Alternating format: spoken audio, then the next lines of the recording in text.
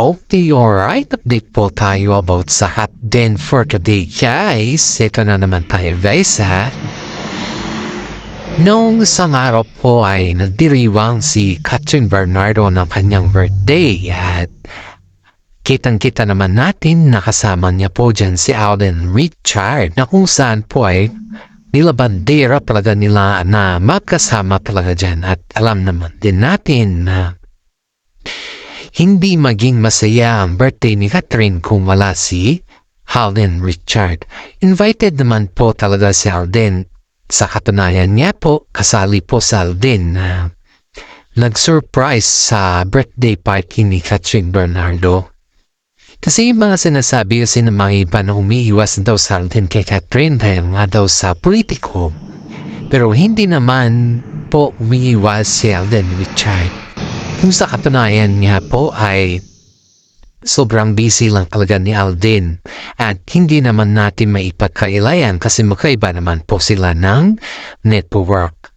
Ayon pa dito, guys, si Alden Richard po ay may pasabog ng birthday party ni Catherine Bernardo kasi nga may regalo ito kay Catherine Bernardo at may message din ito. Kaya nga po si Mami Min ay sobrang surprise kay Alden dahil hindi niya sukat akalain na kahit gaano kabisi si Alden ay nandun pa rin siya sa present ng birthday ni Catherine Bernardo. Of course, guys, alam naman din natin na si Alden Richard po ay hindi siya yung tao na basta-basta lamang na sumusuko sa lahat ng bagay. Ang sabi nga ni Alden mismo na kung isusukon na siya ni Catherine Bernardo, si Kat ba ay dun na lang siya susuko hanggat sasabihin ni Kat na tama na. Kaya nga po pala patuloy pa rin na nanliligaw si Alden Richard kay Catherine Bernardo. Dahil sa ganun po, guys, ay hindi pa naman sinasabi ni Kat na na tama na kaya din yan. Gusto pala ni Catherine, guys, ay dito sa ating legit na sources ay yung bang makilala nila ng lubusan ng isa't isa. Dahil nga naman sa kanilang movie ba o sa kanilang shows ay hindi pa naman nila totally kilala yung isa't isa. Ang gusto kasi ni Catherine ay yung talagang masinsina niya makilala si Alden Richard sa lahat ng bagay. Yun po yung gusto ni Catherine Bernardo kay Alden Richard, guys. Kaya nga po sa dito is napakaswerte ni Alden Richard kay Catherine dahil hindi niya hinamantala yung panliligaw ni Alden kahit sa dami-dami na ng mga kapuntsaba ni Alden na talagang pino-force man na yung ligawan na siya. Kilala naman natin si Catherine Bernardo na napakabait, napakatalentado, napakahusay at higit sa lahat maunawain, mapagmahal ka nanak. Alam naman natin na lahat ng katangian ng mga lalaki ay nasa kay Catherine na. Kaya nga po, guys, ay yung gusto ko si Catherine, guys, yung makilala talaga ng lubusan yung magiging future niya. Kaya sinabi niya kay Alden na hindi nga naman sinabi na i-stop na ni Alden yung pandiligaw. Pero ang sabi niya, gusto pa daw niya makilala si Alden na yung topaling kilala ba. Hindi yung kilala lang na yung nag-grow lang sila sa isang movie and then yung pabuli-buli ng mga kaibigan at doon na sila nakikita. Ayaw daw ni Catherine ng ganon. Ang gusto daw niya yung talagang lahat makilala niya kay Alden Richard, which is tama naman yan, guys. Bilang isang girlfriend to be or bilang isang babae naman. Kung halimbawa ay ganun yung gagawin na mga iba sa'yo, tama naman siya na sa lugar naman yung pagsabi ni Catherine Bernardo kay Alden Richard. Aside from that, guys, mas minabuti pa na maging kaibigan sila starting to the point na yung bang ang pagiging relasyon, pag-umpisa kasi ng relasyon na they need to start in a friend first. Para sa ganun, guys, is yung yung pagkilala nila sa isa't isa ay doon din nila makilala ng lubusan. Yung hindi nila alam what is does and don't or ano pa yung mga hidden character na nababalot pa nung sa maskara. Ganun kasi yung gusto ni Katrin Bernardo guys, yung may transparency. Hindi yung just only for yung nakilala lang, alam mo na, kilala lang sa movie, naging partner sa tambalan. Ayaw niya ng ganun guys. It's not a type of growing or moving or looking for a partner daw yung ganun kasi nandun daw yung camera. Ang gusto niya yung off-cam at iyon naman yung hiniling ni Mami Min kay Alden Richard kung maaari ay kaya ba niyang gawin yun kay Katrin Bernardo. Yan po yung kwan dito guys. Kaya ang sabi po dito guys is dahil dyan na yung sinabi ng mami ni Katrin Bernardo guys ay dito naman natin napagtanto na si Mami Min po ay talagang interesado kay Alden para kay Katrin Bernardo. Dahil nga po nakita naman kasi ni Mami Min kung gaano kahirap mag-move si Kat at kung gaano kahirap yung pinagdaanan niya. Siyempre dahil sa mga ganun na bagay na pinagdaanan ni Katrin guys ay naawa si Mami Min sa kanyang anak. Kaya nga sabi po dito ay hanggat maaari ay i-kwan ni Katrin Bernardo na gawin ng lahat para sa kanya. At sabi naman po na mga iba guys na willing naman si Alden na gawin yun. Willing naman siyang gawin yun dahil si Alden Richard po ay napaka-gentleman kay Katrin Bernardo, napaka-bait at higit sa lahat ay pinapapamayan niya talaga na mahal niya si Katrin Bernardo. Hindi siya susuko ng ganon-ganon na lang na basta-basta. Kasi ang pagsuko kasi guys is isa yan sa mga part ng buhay mo na hindi mo talaga kaya na. Pero hindi ibig sabihin na sumuko ka na ay hindi mo na talaga kaya. Kundi may mga time din na may mga rason din yung pagsuko mo. Iyan yung katotohanan dito guys. Pero si Alden Richard po ay wala namang rason para sumuko siya dahil mahal naman nito ni Katrin Bernardo. Kaya nga po guys, yung birthday ni Katrin Bernardo ay talagang si Alden Richard ay nagplano at kakuntsaba pa na si Mami Min that time na hindi naman alam ni Katrin na nandun si Tisoy at nasyak na lang siya nung lumabas si Tisoy na may dalang bulaklak. That was off-cam guys, hindi naman kasi yan on-cam kasi ayaw kasi ni Katrin na yung lahat ng mga aktibidades sa kanya, mga private man o mapapublic ay naka-on-cam talaga. Parang kumbaga is hindi mo bakuha or parang papeke-effect lang kasi pag may camera daisy. Pero pag off-cam talaga ay doon mo makikita yung katotohanan dito. Kaya nga sabi ni Katrin kay Tisoy, oh my God, I miss you. Yun yung mga katagang salita na binitawan ni Katrin Bernardo kay Tisoy. Nakita niya habang kumakanta sila ng birthday celebration or birthday greetings kay Katrin Bernardo. Of course naman guys, may mga kung naman dyan nagagalit dahil bakit daw hindi daw in-invite ni Katrin si Daniel Padilla samantala nag-gain tayo daw si Daniel ng invitation ni Katrin guys. Ano kaya sa tingin natin guys kung bakit hindi ni-invite? Kasi si Daniel naman guys is kahit hindi daw siya invite ay talagang nandun daw sa card house ay nag-gain tayo lang daw ng go signal na iimbitahan siya ni Katrin. Parang kumbaga napapansin na si Daniel. Pero in fairness guys na kahit ano man yung gawin ni Daniel sa kanyang buhay o kahit ano man yung kumbaga is kahit ano man yung kahit ano man yung kanyang paramdam kay Katrin sa ngayon na hindi ready si Katrin sa kanya. Kaya nga po guys ayon dito sa ating legit na sources di ba nung may movie sila Katrin at Alden, unang movie nila ay dun sa Hong Kong, hindi pinansin ni Daniel Richard si Alden, di ba? Ngayon guys ay gusto daw ayon dito sa ating legit na sources gusto daw kausapin ni Daniel Padilla si Alden dahil daw kay Catherine. Parang baga umingi daw si Daniel Padilla ng puro kay Alden Richard na hanggat maaari ay bigyan daw siya ng oras para mag-uusap daw si Catherine. At iyan naman guys, ang sabi naman ni Alden dito paano naman niya pagbigyan or paano naman niya ibibigay yung mga ganun na gusto niya kausapin si Catherine kung si mismong Catherine at ang pamilya ni Catherine ay ayaw na makipag-usap kay Daniel Padilla. Yan, kaya nga guys, may critic po si Daniel patungkol sa mga ganyan na bagay dahil alam niya sa kanyang sarili na hindi siya mapapagbigyan at hindi talaga siya pagbigyan ni Catherine at si Mami Min. Kaya nga nung sa birthday celebration ni Catherine ay talagang spotted ang dalawa ng very sweet at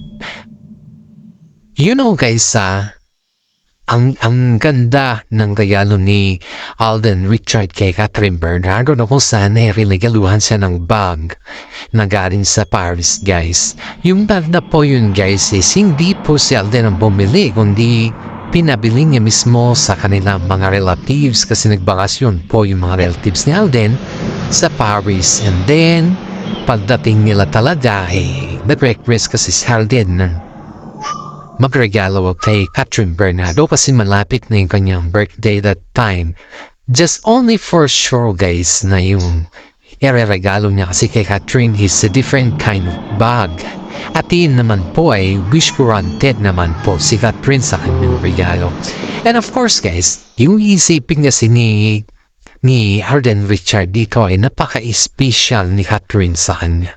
Kahit anumang klaseng regalo naman siguro yan ay kayang ibigay ni Alden Richard kay Catherine dahil alam naman din natin na si Catherine po ay talagang bidang-bida kay Alden Richard guys.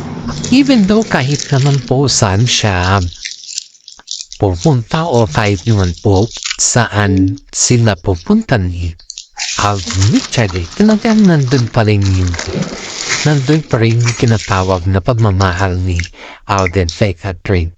Sipin nyo guys ay regaluhan ka ng isang tao na hindi mo naman in-expect na ganun yung katindi or ganun yung kamahal i-regalo sa'yo, diba? Aside from that guys, hindi naman in-expect ni Catherine Bernardo na yung suggestion or yung parang pinakiramdaman kasi ito ni Alden Richard na daw yung kulang na lang kay Catherine na klase ng bag. At iyan naman po is sinabi naman ni Catherine kay Alden na so yung galing sa Paris at kakaiba is just only for the unique design. Yun po yung sabi ni Catherine kay Alden. And then yung regalo na yun ay dumating na and wish granted po. Napakasaya po ni Catherine nung nalaman niya na then yung regalo ni Alden Richard sa kanya. Samantala si Daniel Padilla guys ito ayon dito sa ating legit na sources alam mo yung pinakamahal na bag na rinigalo niya kay Catherine is worth of 50,000. Alam mo kung ano yun? Hermes na. Hermes is very popular here in the Philippines. And then, sa 12 years na yun guys, ilan lang yung bag na niregalo ni Daniel Padilla kay Catherine kasi alis lahat kasi yung gusto ni Daniel is mga kwan lang ba? Alam mo yung mga simple na hindi mo maintindihan paminsan-minsan pa na bulaklak na lang yung binibigay ni Daniel sa kanya para ipresenta lang na mahal niya si Catherine. Kasi una napaka-sweet ni Daniel may mga bulaklak, may dalma chocolate, may mga something like that. Pero habang tumatagal na bulaklak na lang guys, hindi pa nga nito, kumbaga hindi pa nga siya yung talagang very excited sa karawan ni Catherine. Paminsan-minsan nga yung mga sinusuot niya lang is hindi siya presentable pa. Ay ito si Alden Richard is kita mo dito napaka-presentable niya at napakabait niya. Talagang kitang-kita mo dito yung pagka-matured ni Alden Richard. Ang sabi nga dito may mga Katniel fans nga dito guys na sinasabi na para daw magkuya sila Alden Richard at saka si Catherine kasi ang layo daw ng kanilang agwat. 29 years old pa lang po si Catherine, samantala si Alden is 33 na. Sa 33 na yun guys, kita mo naman yung pagka-mature ni Alden, diba? Kita mo naman yung gaano siya, yung about sa kanyang business. Kita mo naman din doon kung ano yung kanyang flowing. Kung ano yung kanyang, yung bang hindi siya lutang na mag-isip. Napaka-mature niya, kung tutusin natin guys ha. Samantala itong si Daniel Padilla guys, nakita nyo na ba yung itsura ni Daniel Padilla sa ngayon guys is hindi, parang hindi na siya kagaya ng dati, hindi na siya clean, hindi na siya yung talagang wala na. Bumaba talaga siya. Hindi siya kagaya ng dati na Daniel talaga. Pero sa ngayon is, wala na, hindi mo na makita yung ganun na acting ni Daniel sa ngayon is, wala na. Bagay, talagang, hindi mo na talaga siya makikitang Daniel Padilla guys. Ang layo. Yun yung mga sinasabi ng mga ibang netizen guys na sa katunayan na malabo na si Daniel sa mga iba. Pero dahil nga po guys sa tindi ng sakripisyo at tindi ng kumbaga is parang sinusunod na lang nila yung abos ng buhay ba? Yun yung sinusunod na lang nila. Hindi na yung abos ni Daniel Padilla. Kasi si Daniel na guys is kahit saan concert na siya, pinapatok niya talaga kahit mura na. Hindi kahit yung napakasimple na lang na concert. In-invite siya, okay lang nagigyan, okay lang siya, doon lang naman siya. Hindi kagaya nun na sobrang tas. Antahin na sa sarili niya. Ayaw niya yung talent fee na maliit. Gusto niya yung talent fee na malaki. Kasi nga, Daniel Padilla siya. Yung kasi yung parang pinoproclaim niya noon, guys. Samantala itong si Alden Richard naman ay kahit maliit man yan or malaki, kitang-kita mo talaga dun yung pan guys, yung sinasabi na napaka responsible ni Alden Richard at hindi siya namimig. You know guys, sa Coca-Cola, di ba si Catherine Bernardo at saka si Alden Richard, si Daniel Padilla yun noon. Pero dahil nga ayaw na ni Catherine na makasama si Daniel Padilla, kaya umiwas na lang si Daniel at hindi na siya nakipag-contract dun sa endorsement niya. Nagtama lang naman guys, kasi nasa kontrata nga ni Catherine Bernardo na ayaw niya maging katandem si Daniel Padilla muna kasi hindi niya kaya. Hindi niya kaya na makitrabaho kay DJ. At gusto niya talaga siyang iwasan. Pero ito guys, pinipilit talaga sila ng mga Katniel fans sa balikan si Catherine Bernardo dahil mag 2 years na daw na napariwara na si Daniel. Hindi naman kasalanan ni Catherine yung guys kung napariwara si Daniel dahil ang dami naman naliling kay Daniel Padilla habang wala naman sila ni Catherine, di ba? Kaya nga guys parang pinapadikdik ng mga fans ng Katniel na kasalanan ni Alden Richard. Hindi naman kasalanan ni Alden Richard yung kumbaga kasalanan ni Daniel Padilla yun. Ang malas na kasi ni Daniel kasi ang pakiramdam niya, hindi babalikan pa rin siya ni Catherine. Pero hindi niya alam na si Catherine ay, kumbaga, is na-lost hope na sa kanya. Ang ibig kasing kwan ni Daniel guys is akala niya kasi kahit anong gagawin niya o kahit anong gagawin niya kababalagan, nandun pa rin si Catherine sa kanya. Balikan at balikan pa rin siya ni Catherine. Hindi niya alam na si Catherine ay, kumbaga, ay matindi na yung nararamdaman niya kay Daniel. Talagang bitaw na siya. Iniisip lang kasi ni Catherine yung tambalan nila at yung trabaho. Matagal na pa rin guys ang gustong bumikaw ni Catherine pero hindi lang nila alam kung paano itataon kasi nga ang daming nagmamahal sa kanila na fans at ang trabaho pa naman nila ay napakaganda. Kaya nga pumupok na talagang balita kay OGDS, dun lang sila umamin talaga guys. Dun lang sila umamin. Di nga nila alam kung paano nila sasabihin, pati nga management kung paano nila sasabihin. Di nila alam. Pero ang katunayan guys na Kung wala si Ogie Diaz, ay wala tayong nalaman. Kahit pasalamat tayo kay Ogie. Kahit binabas sila ng Daniel fans noon, kahit binabas sila, kita mo naman kung anong ebidensya meron na ngayon, di ba? Totoo. Kaya nga, pasalamat tayo sa mga senior citizen dyan, guys. At sa mga viewers natin na nakakapan. Alam naman din natin na kayo na yung pinaka-the best sa atin. Huwag naman kayong mag-skip guys sa Islam. Isang malaking tulong na din po yan para sa akin. Maraming salamat. At God bless po sa atin at po. Ifa kayo sa lahat ng ating kwan. Salamat at God bless.